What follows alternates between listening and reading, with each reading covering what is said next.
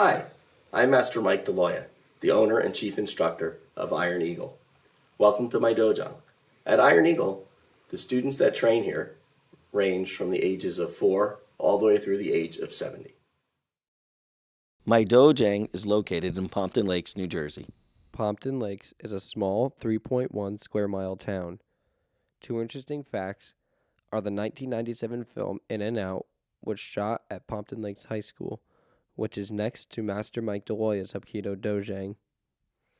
Also, heavyweight boxing champion Joe Louis trained in Pompton Lakes. I have been practicing Hapkido for over 30 years and am currently the highest ranking 7th Dan in the Junkie Kwan in New Jersey.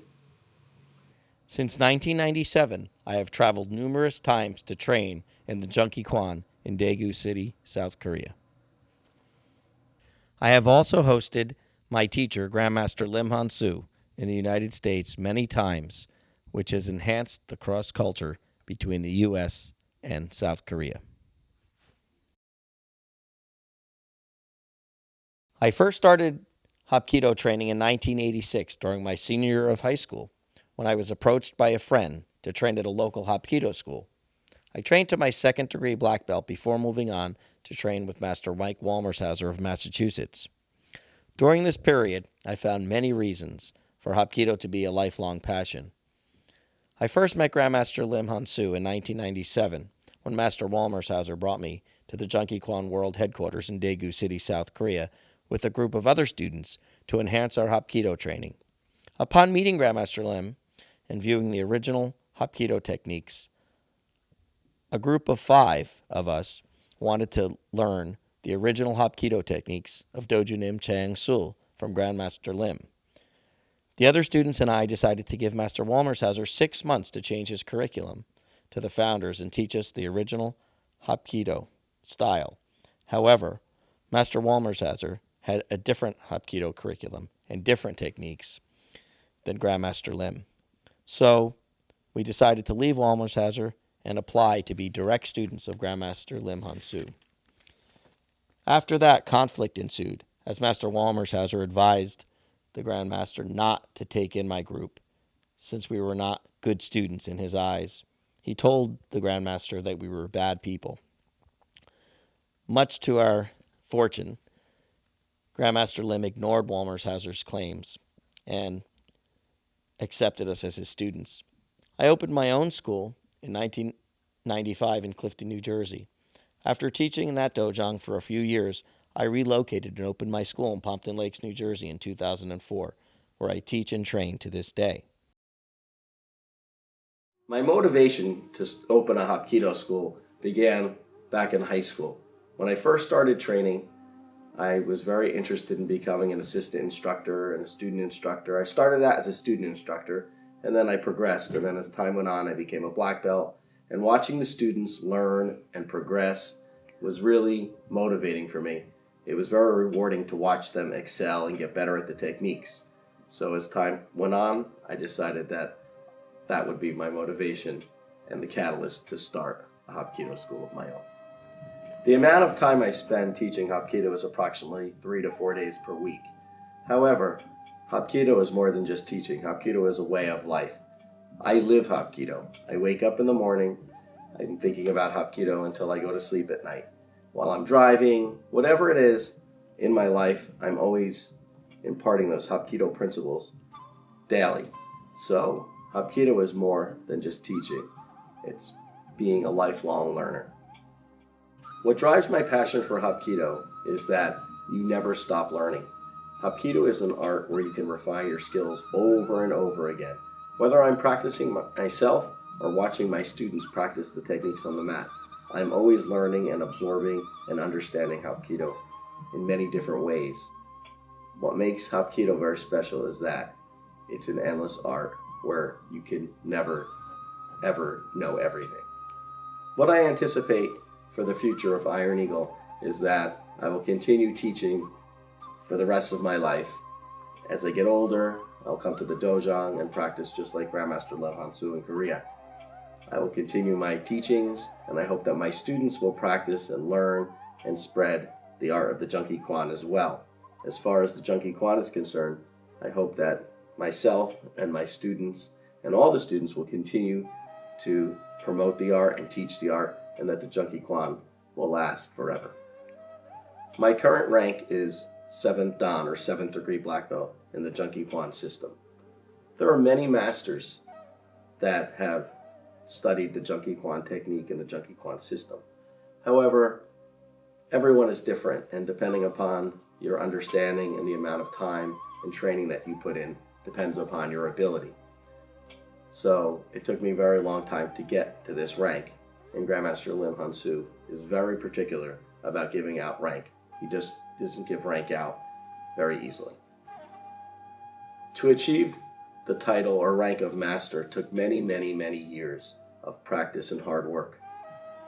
Numerous trips to Korea, having Grandmaster Lim Han Soo come to the US, lots of practice, time, and dedication went into earning that rank. When I first went to Korea, it was very difficult for me. Being an American in a foreign country was difficult at that time. The technology was different, the food was different, everything was new.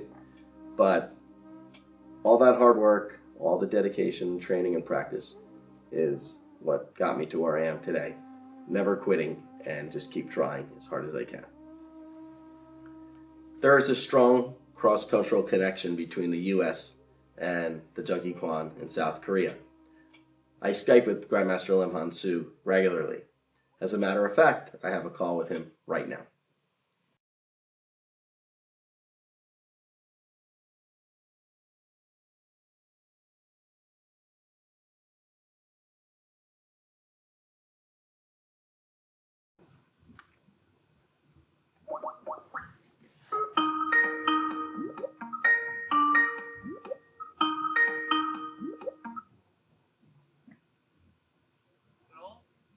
Hello, Grandmaster Lim. How are you? Hello, sir. Good, good. Grandmaster Lim Han Soo is the president of the Junkie Kwan in Daegu City, South Korea.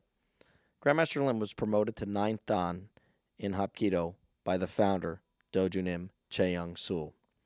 He is the highest ranking black belt in the world under Dojunim Chaeyoung-sul.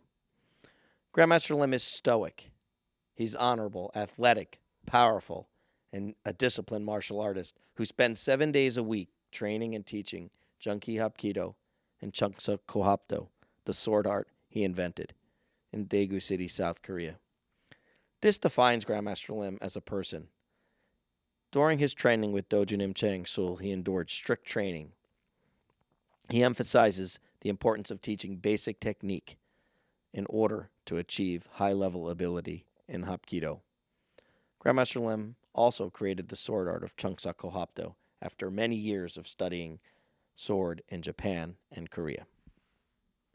Grandmaster Lim is part of the direct lineage to the founder, Dojunim Chaeyoung-sul. Let's discuss briefly the history of Hapkido. Hapkido was founded by Chaeyoung-sul, and from what is understood, was derived from the ancient art of Daitiru Aiki Jiu-Jitsu, which was taught to Chaeyoung-sul by his teacher, Takedo Sakaku, in Japan. On October 24, 1974, Grandmaster Lim Han Soo, 9th Dan in Hapkido, opened the Junkie Kwan, which is an academy of traditional martial arts. Dojunim Chaeyoung-sul, the Hapkido founder, closed his school in 1976 and joined Grandmaster Lim's Junkie Kwan, and devoted the rest of his life to training and visiting and spending time with Grandmaster Lim at the Junkie Kwan. Cheerio. Okay, Dahil. Kinig. Find some cake, kinig. Some of the cake, can you? Okay. Okay, starting. Ready? Hold the next. Up. Set. Net. Das. Yes. Hill.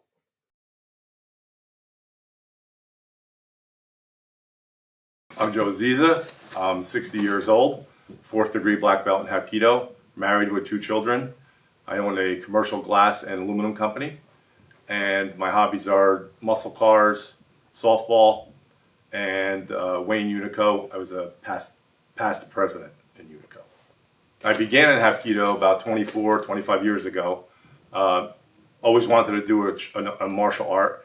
Met Master Mike, and the rest is history. My name is Carl. I'm currently a 5th Dan in Junkie Kwan Hapkido. I'm 58 years old.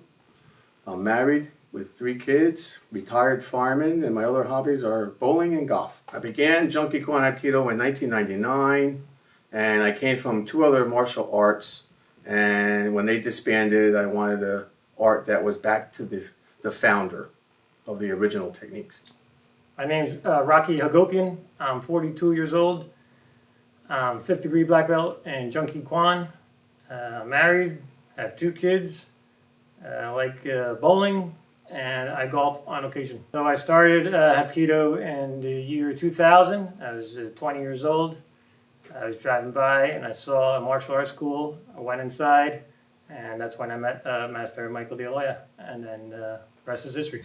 My name is Jim. I'm 69 years old. I've been a priest now for 39 years and a 4th degree in Hapkido. And some of my interests include taking long train trips. I began training in Clifton in 1985. It wasn't a strictly Hapkido school then. And I've been training ever since. I continued training in Hapkido due to respect for Grandmaster Lim, Master Mike D'Aloia, and my fellow students.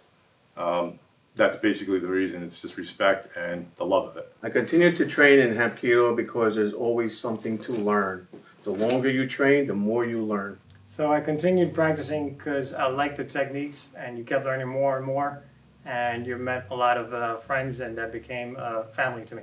The main reason is Master Mike is my best friend, and he's such an inspiration to me for all these many, many years, and the other guys I've met here too.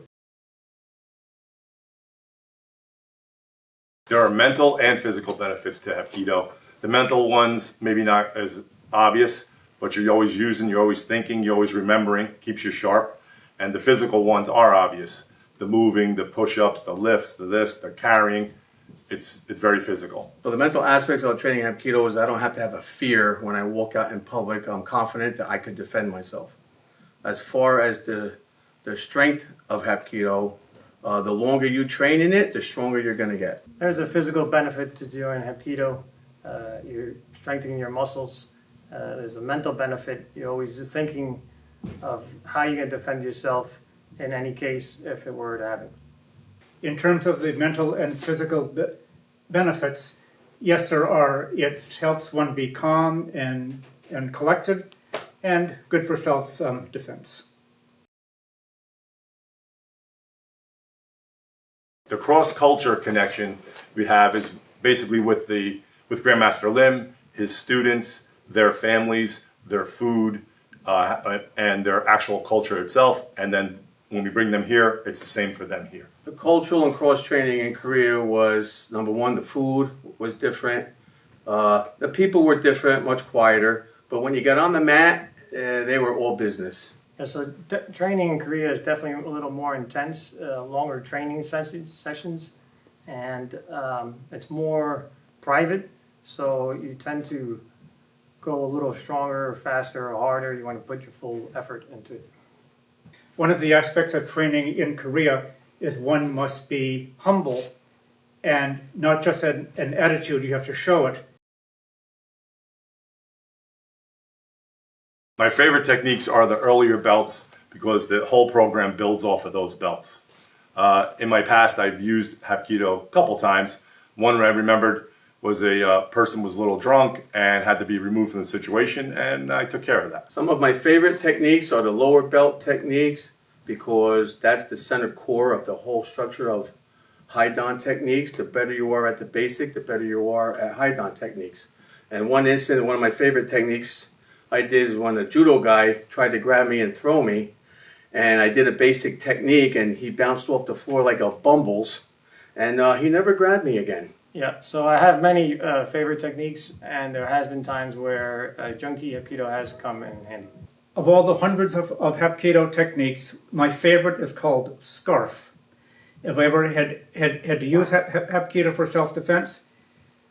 Not yet, but close to it. Ready, steady. Cheerio. Cookie okay? Well, Hans okay? Come tell me that. Some them cake, can you? To each other. All right, have a good night. Good job. See you next time.